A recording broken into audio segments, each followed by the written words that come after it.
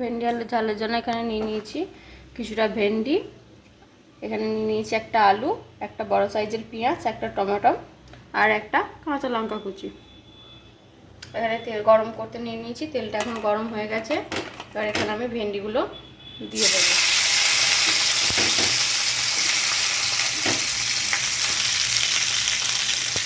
ভালোভাবে ভেজে নেব।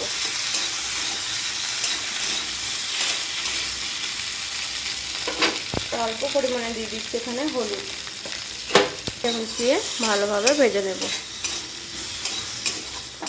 ভেন্ডিটা আমার এখানে ভালোভাবে ভাজা হয়ে গেছে। এবার ভেন্ডিটাকে আমি তুলে নেব। ভেন্ডিটাকে তুলে নিচ্ছি। এর মধ্যে নিয়ে নিচ্ছি আমি আরও কিছুটা পরিমাণ তেল। এখানে ফোড়নের জন্য শুধু 5 ফোড়নই দেবো। এর মধ্যে দিয়ে দিচ্ছি পেঁয়াজ কুচি।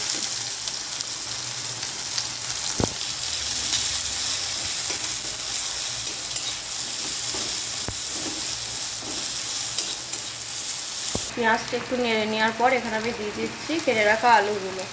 আলুগুলো কিন্তু এখানে আগে থেকে ভেজে নিইনি, এটা কিন্তু পেঁয়াজের সাথেই দিয়ে দিয়েছি।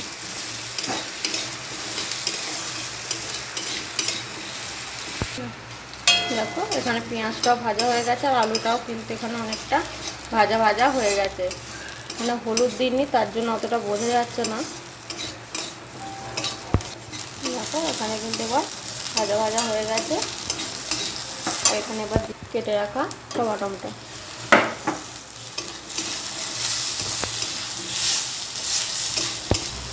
টমেটোর কাঁচা গন্ধটা কিন্তু এখানে চলে গেছে। এবার আমি এখানে দিয়ে দিচ্ছি মশলা। এখানে মশলাটার জন্য নিয়েছি 1 টুকরো আদা, 4 থেকে 5টা রসুন, 1 চামচ জিরে, 1 চামচ সাদা সর্ষে, 1 চামচ কালো সর্ষে। এটাকে মিক্স করে বেটে নিয়েছি। এটাকে এখানে ভালোভাবে কষিয়ে নেব। আমি কিন্তু এখানে জল অ্যাড করিনি, আর জল অ্যাড কিন্তু এখন এখানে করব না।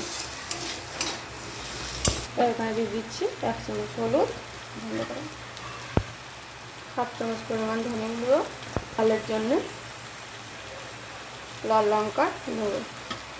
এবারে ভালোভাবে মিশিয়ে নিচ্ছি। দিচ্ছি পরিমাণ মতো নুন, অল্প পরিমাণে চিনি। আমি দিয়ে দিচ্ছি অল্প পরিমাণে জল। জল দেওয়ার পর এবার এটাকে আর একটু ভালোভাবে কষিয়ে নেব।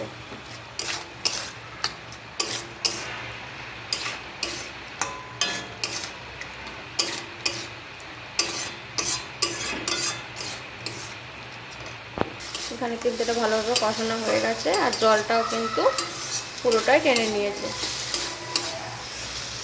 আর একটু অল্প পরিমাণে জল দিয়ে দিচ্ছি, আর একবার আমি এটাকে একটুখানি কষিয়ে নেব।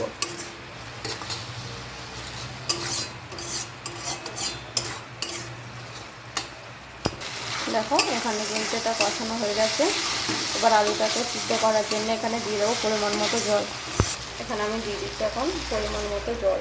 খুব একটা জল দেবো না, এটা কিন্তু ঝোল হবে না, এটা কিন্তু রসা রসা হবে বা একদম শুকনো হবে, সেজন্য জল বেশি দেওয়ার দরকার নেই। এখানে এখানে একটু কাঁচা লঙ্কা দিয়ে দিচ্ছি। আর এটা কিন্তু ফুটতে দেবো। এখানে যতক্ষণ না ফুটছে ততক্ষণ কিন্তু এখানে ভেন্ডি অ্যাড করব না। কিন্তু ঝোলটা ভালোভাবে ফুটে গেছে। এবার আমি এখানে ভেন্ডিগুলো অ্যাড করে দেবো। এখন ভেন্ডিগুলো এর সাথে ভালোভাবে মিশিয়ে নেব। আর আলুটা দেখো, আর আলুটা কিন্তু এখানে অনেকটাই কুক হয়ে গেছে। এবার এটাকে আমি লো ফ্লেমে 5 থেকে 7 মিনিটের জন্য ঢাকা দিয়ে ফুটিয়ে নেব। এখানে আমি ঢাকা দিয়ে দিয়েছি। দেখতেই পাচ্ছ আমার এখানে তরকারিটা কিন্তু পুরোপুরিভাবে হয়ে গেছে। আর আমি কিন্তু এখানে ভিডিওটা কিছু কারণের জন্য লাস্টেটা দেখাতে পারিনি। কতটা পরিমাণে জল দিয়েছিলাম তোমরা ঠিকই দেখেছো। আর এখানে কিন্তু আর কোনো মশলা বা কোনো কিছু আমি দিইনি। এইটাকে জলটাকে পুরোপুরিভাবে আমি কিন্তু ভেন্ডি আলুর সাথে মেরে নিয়েছি বা শুকিয়ে নিয়েছি ভালোভাবে। আর এটা দেখো পুরোপুরি কিন্তু একভাবে শুকনো হয়ে গেছে। আর এখানে আমার রেডি হয়ে গেছে ভেন্ডি আলুর ঝাল। ভিডিওটি ভালো লাগলে লাইক করবেন, চ্যানেলটাকে সাবস্ক্রাইব করে দেবেন। আর রেসিপিটি কেমন লাগলো অবশ্যই কিন্তু জানাতে কমেন্টে ভুলবেন না। আজকের মতো এখানেই শেষ, দেখা হচ্ছে আবার পরবর্তী ভিডিও নিয়ে।